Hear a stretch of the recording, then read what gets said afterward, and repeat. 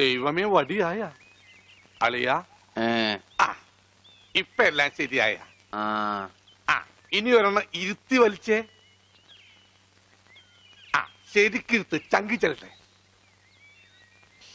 ഇരുത്ത് All the dreams like tingle stars. The tingle stars like glowing gems. എപ്പോ?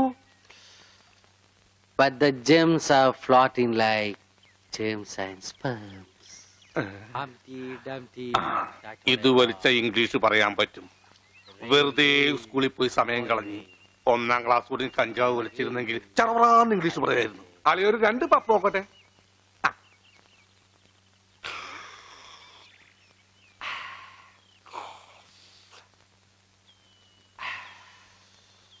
Hi, beautiful people.